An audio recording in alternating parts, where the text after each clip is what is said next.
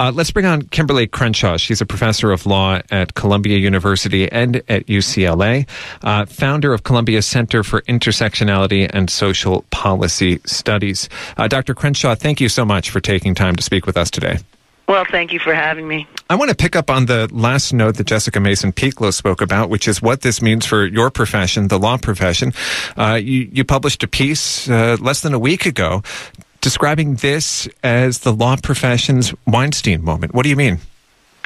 Well, I think that what we've seen in Hollywood is how hidden sexual harassment is actually connected to an overall systemic treatment of women that crosses from the level of employment they have, what they get paid, all the way to what the industry actually produces, which is imagery and narrative about women. It has not come up in the way that it should once we move the site of harassment from Hollywood to D.C., once we move from entertainment to law. Once we begin to think about that, we start to see that, in fact, harassment is an issue not only with those who are in law firms, but also an issue with students, with clerks who work with judges, with actual law professors. Beyond that is the question of how the basic ways in which women are treated in the industry, the law industry, is actually a reflection of the lawmaking. So in the same way that sexual harassment in Hollywood is related to images, sexual harassment and the treatment of women in law is actually produced in the actual legal rules. So this, I pondered whether this would be a Weinstein moment for law. Would this be an opportunity to open up and actually reveal the reality that some of the people who make our laws are the ones who violate them? Kimberly Crenshaw, it seems like we've been waiting weeks for the moment that we just saw, the speech and the announcement of Senator Collins on how she would vote on the nomination of Brett Kavanaugh. It surprised us. She actually went over 40 minutes in her address, the longest one that we've heard so much. She's taken on basically every issue from his judicial record to issues concerning Christine Blasey Ford. What's your overall reaction, what we just witnessed? Well, I have to say that I am at such a state of distress that I kind of had it, the volume turned down. It was too painful. What I can say is that I was actually stunned that it was such a long address and that it was so, I guess, from their perspective, thorough. I kind of feel we used to have this saying called the okie doke. I kind of feel like stretching this out as long as she did with so many winks and nods to then come forward with a speech that obviously took a while to put together. I don't really see what the point was of all the suspension. And I actually think it's going to make the backlash against her worse because it held out the hope of so many people, particularly women, that she was actually weighing it and carefully considering it, balancing all these concerns. Well, it seems not. It seems like what she was weighing was how to say it, but not necessarily what to say. I think this is a grave disappointment, not only to many of her constituents who were really lobbying for her to go the other way, but I do think it is, frankly, a wake-up call in a very significant way to a couple constituencies. I think it's a wake-up call to Me Too and to women more broadly. It is abundantly clear that we are at a stage where the political interest group women is really not nearly as powerful as one might think, given the commonality of some of the experiences. Like 1 in 3 women experience some form of sexual abuse and harassment. Well, a lot of those women are on the other side of this. So we've got to figure out how to make sense of that and, frankly, what to do about it. And then I think the broader, bigger picture is that Democrats, progressives, feminists, anti-racists, we haven't had a good framing around judicial politics in a very, very long time. And this is, I think, the consequence of that. It's difficult to rally people. It's difficult to actually make them see what difference it's going to make, not just in the case about Dr. Blasey Ford, which is important, but across a whole range of issues. It has not been at the top of the list. It wasn't at the top of the Obama administration, and it's not at the top right now of the resistance. And I think this is one of the consequences of that. Because it has been a high priority for the right for 3 decades. For a very long time, for 3 decades. And I think many people are unaware of the fact that there is an organized, it used to be the resistance, now they pretty much run the show. The Federalist Society has been able to vet and determine which Republican candidates actually get appointed. They are make or break, and it is an ideologically committed organization. It is a litmus test. Just imagine what the outcry would be if the ACLU was actually able to vet and determine all judges that were nominated by the Democratic Party. There would be hue and cry about it.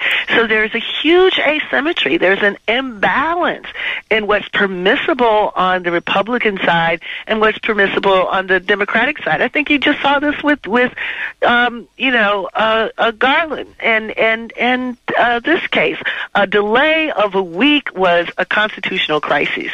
Not getting a hearing at all was nothing. That's what that power is about that the Republicans have in this arena. And it's really remarkable to see what the Republicans are on the verge of accomplishing here, basically replenishing their conservative members, and Clarence Thomas is only 70 years of age, which is quite young on the court, to ensure that they still have control of this branch of government for some time, even as the country is changing around them. Well, and I think this is one of the other dimensions of not really having a clear sense of what that means. I think a lot of people, even when we were talking over the last couple of days, along with 2,500 law professors issuing a statement saying that Kavanaugh was unqualified because of his obvious expression of bias, of preference, and bias against. I think that when we say that, when we as law professors, and I just have to say, I've been a law professor for over 30 years, I have never seen anything that galvanizes law professors like this particular candidate did, this particular nominee. And I'm in 2 law schools. I can say that across the board, people who don't agree about much of anything agreed about this. And that's in the 2 law schools I'm in, and I'm sure that's across the country. It's basically an indicator of how much of a threat this particular kind of orientation is. It's not simply that it's conservative, it's that it's political. It's brazenly political. And that undermines the very first tenet of being a judge. It's being able to rise above biases to show oneself to be balanced. He does not show that. So I think people don't get, first of all, how he falls far outside the mainstream with the performance that he gave last week. But I think they also don't understand that this isn't just about does he like one side more than the other. He is a referee. He has said that he doesn't like one of the teams. He has threatened one of the teams that when it gets to be his turn, what goes around comes around. That's a concrete promise of being biased. But then it's not just that he makes the calls that are unreviewable, right? There is no instant replay. But every time he makes a call against one set of interests and for another, the next game, that other interest is further behind than they were in the first game. So it's an imbalance that becomes structured. I'm a football fan. It's sort of like one team only has to make 5 yards to get a first down, and the other team has to make 20 yards to get a first down. It eventually becomes a situation where the bias is structured in, and one set of interests will always be behind. That is the threat, and that's one of the reasons so many people are concerned. Kimberly Crenshaw, I'm curious what you think of this moment compared to the Anita Hill hearings 26 years ago. The obvious comparison that comes up in my mind is when Anita Hill took the stand. The all-male, at the time, Senate Judiciary Committee kind of piled on to her credibility. I mean, literally questions like, are you a woman scorned? Strong implications that she was indulging in fantasy by bringing her allegations against Clarence Thomas. In this moment, very few people, President excluded, questioned the credibility of Christine Blasey Ford, but there was this incredible turn in the proceedings where it kind of dawned on me, they're saying we believe you, and it just doesn't matter. Doesn't matter. That's exactly right. So I've in the last week, I've had 20 different thoughts about this.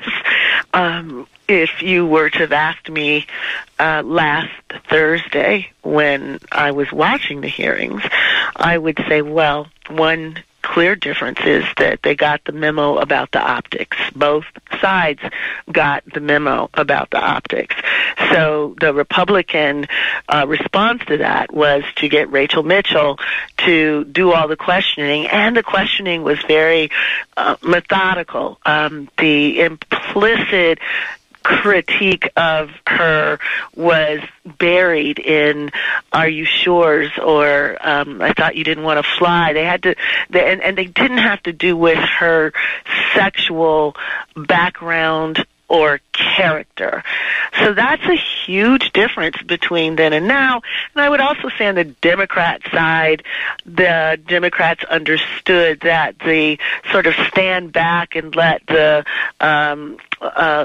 this witness twist in the wind approach that they took to Anita Hill wasn't going to cut it here.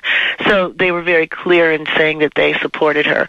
So I thought, wow, well, that's pretty significant. But then there was almost a national moment of silence on behalf of survivors. And it was a moment. And it was a moment that pretty much included everyone. I mean, even folks on Fox TV were saying, wow, this is very powerful, and it looks it's a grave situation. But that moment was over the second that Judge Kavanaugh came in, and, the rest is history. And I think that what this is suggesting is, a couple things. Women still have to run the gauntlet of credibility, and it's not until they successfully get to the end of that there's even a possibility that we might then turn to look to see what the man has to say. And so this was one of the first times that we have actually seen in a public debate like that, a woman running the gauntlet and pretty much people saying that she seems credible. But the fact that credibility means nothing in the face of someone who came in over the top and then refused to answer questions. And when he did answer questions, most of them were not credible. The fact that was enough to bring it to a draw is a clear indicator about how far behind women were in the first place.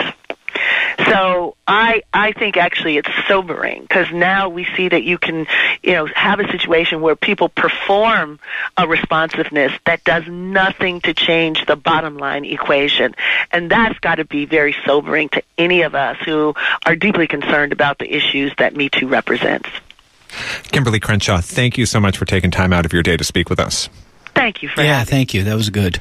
Kimberly Crenshaw is a professor of law at Columbia and UCLA. She's founder of Columbia Center for Intersectionality and Social Policy Studies.